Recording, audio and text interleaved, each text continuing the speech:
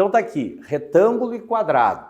O outro quadrilátero, gente, também importante aqui, é um quadrilátero chamado de paralelogramo. Paralelogramo. O que é o paralelogramo? O paralelogramo, esse quadrilátero é mais ou menos assim, ó, é como se fosse um retângulo, né, que alguns alunos falam assim, ó, é aquele retângulo que levou um empurrão, assim, levou um tapa e ele ficou isso aqui, tá certo? Então esse é o nosso paralelogramo.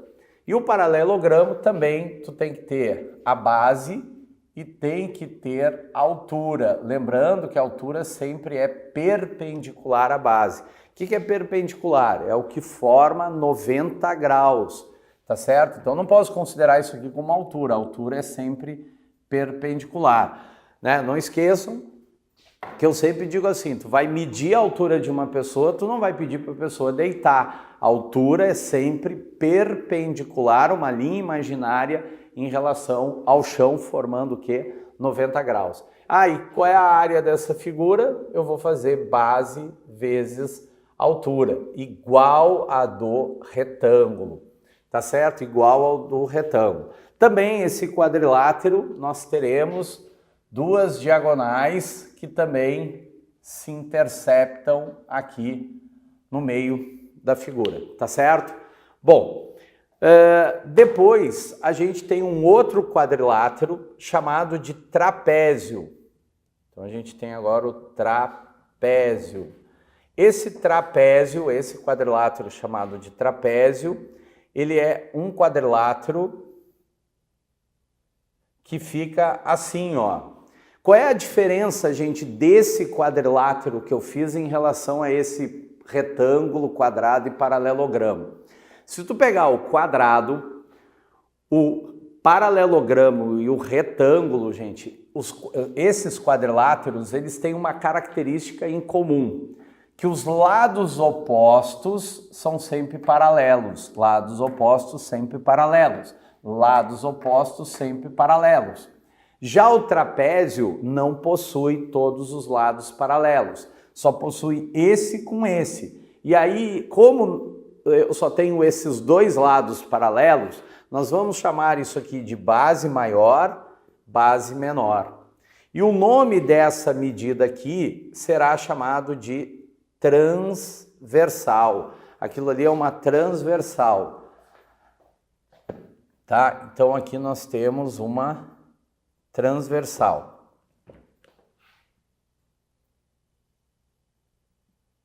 Transversal.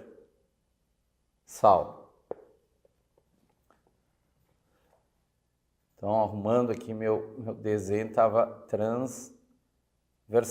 Ok, gente? Então, isso aqui, tá? Então, base maior, base menor, e essas medidas aqui são chamadas de transversais. Aqui também eu tenho uma outra transversal.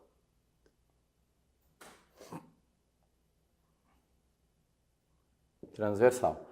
Ok? Bom, qual vai ser a área desse trapézio? Então, tu vai ter que memorizar, gente, é a base maior, somado com a base menor. Vamos colocar dentro de um parênteses. E aí tu vai multiplicar pela altura, divididos tudo por 2. E aí uma observação, gente.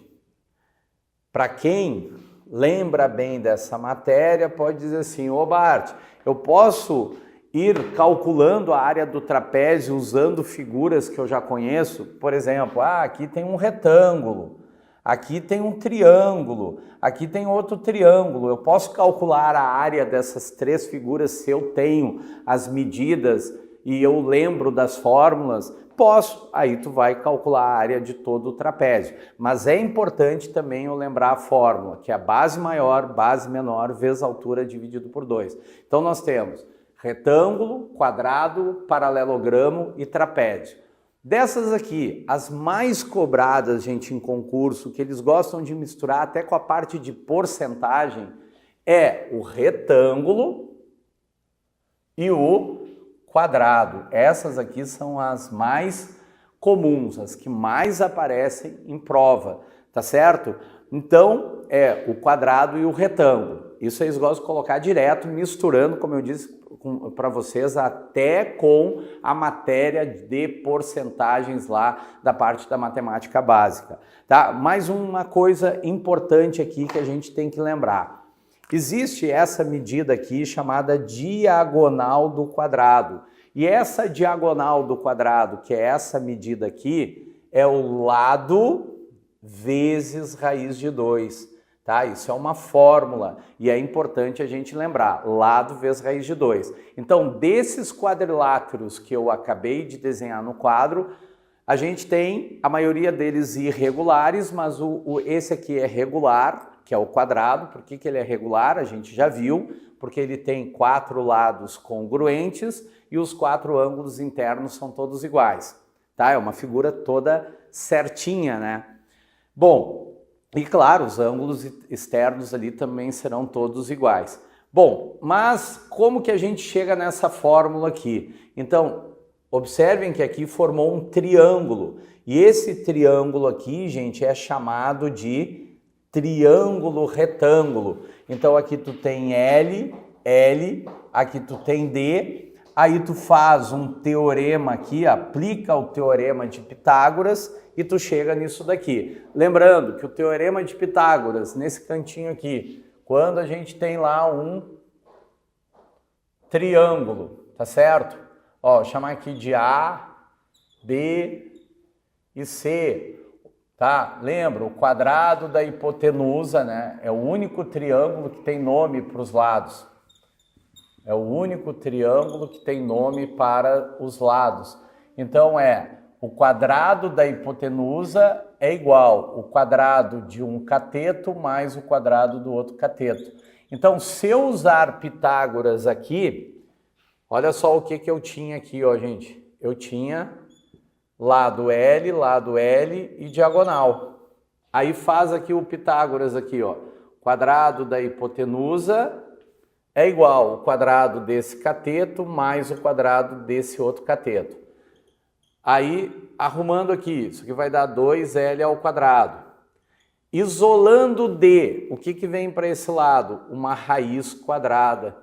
E aí, o que sai de dentro dessa raiz quadrada, né? Como o índice aqui é 2, então aqueles números que estão multiplicando lá, se ele tem um expoente 2, ele sai de dentro da raiz e perde o expoente. Então, ficou L vezes raiz de 2. Está aqui a nossa fórmula. Mas aqui é deduzindo ela, gente, mas é importante a gente lembrar dessas fórmulas, memorizar. Isso aqui cai e às vezes é a aplicação da fórmula ali. A gente tem que estar acostumado com a geometria plana, né? Lembrar o que são congruentes, lados iguais. Nos concursos, de que maneira eles colocam? Eles vão colocar assim o desenho, o lado e tu aplica a fórmula? Não, eles vão colocar o enunciado relacionado a alguma coisa do cotidiano ou alguma coisa tu como servidor público que tu vai fazer lá na tua função, às vezes aparece alguma coisa relacionada, né? Estão fazendo uma reforma lá naquela seção e aquela seção tem lá o chão, né? Aquela sala lá é quadrada, tem o chão ali em forma de um quadrado e a gente quer calcular a área.